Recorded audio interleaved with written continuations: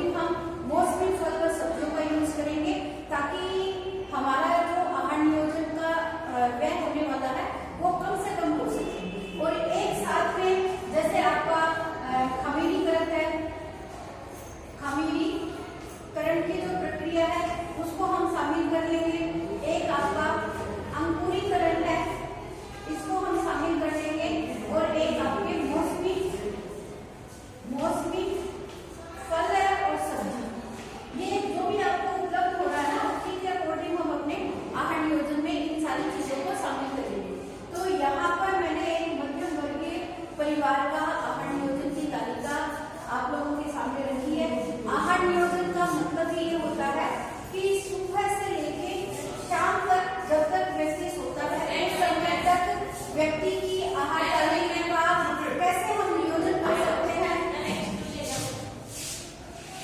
कैसे हम शामिल करते हैं, उन सारी बातों को हम क्या करते हैं इस आहार नियोजन की प्रक्रिया के अंदर शामिल करते हैं सारी बातें। तो यहाँ पर जैसे सुबह 6 बजे महिला जब उठती है तो सबसे पहले अपना आहार नियोजन की स्टार्टिंग है वो कैसे करती है, चाय और बिस्किट के साथ करती है। तो अब महिला तो हम क्या करेंगे, एक नमकीन बिस्किट से इसकी स्टार्टिंग करेंगे। तो आहार नियोजन का जो पर्पज होता है वो क्या होता है, हमारे नमकीन चाय और बिस्किट के साथ की जाती है। तो यहाँ पर एक कॉलम में हमने क्या किया है, इनकी मात्रा लिखी है।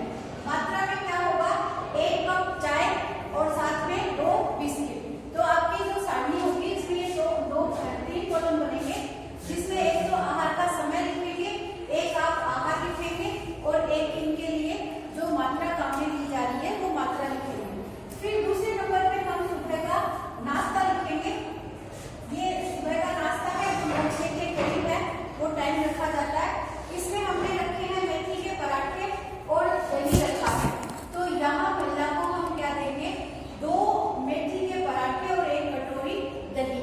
और दही के अंदर वो नमक जीरा जो भी लेना चाहती है वो डाल के उसके टेस्ट के अकॉर्डिंग हम इसको नाश्ते में शामिल करेंगे। फिर आ जाता है अब दोपहर का भोजन हम 2 बजे दे रहे हैं। तो ये गर्भवती महिला के लिए क्या होता है, थोड़े थोड़े समय के उपरांत हमें कुछ न कुछ देना होता है। तो यहाँ पर हम 11 बजे क्या करेंगे, टमाटर और पालक का सूप रखेंगे। तो यहाँ 1 गिलास है वो हम क्या रखेंगे, टमाटर का सूप रखेंगे। फिर दोपहर के भोजन का आ जाता है। अब आपको एक भोजन प्लान करने के लिए जब दिया जाता है तो हम उसमें शामिल क्या करते हैं, उसमें रोटी, चावल, दाल और एक कोई आप सूखी सब्जी है वो आप इसके अंदर शामिल कर सकते हो। दही हमने यहाँ पर भी दे दिया है, अगर आप चाहें तो यहाँ पर भी दे सकते हैं और यहाँ से आप इसको हटा भी सकते हो, ये आपकी मर्जी है। अगर महिला को छाछ पसंद है तो आप इसके अंदर छाछ को भी शामिल कर सकते हो। तो यहाँ रोटी की संख्या रखेंगे 2 या 3 जितनी महिला को आवश्यकता है। फिर चावल की 1 प्लेट रखेंगे, सलाद है वो भी हम 1 प्लेट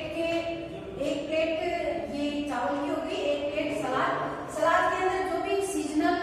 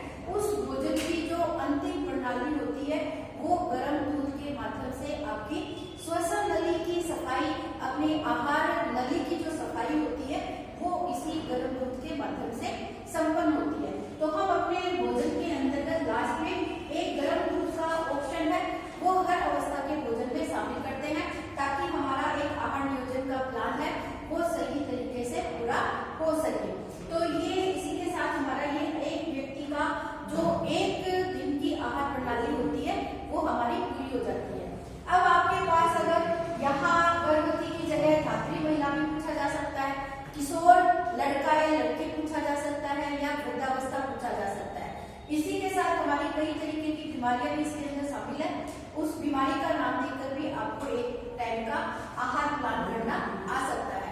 तो आपको इतना पता होना चाहिए कि कौन सी बीमारी में कौन सी चीज देने वाली होती है, कौन सी नहीं देने वाली होती है।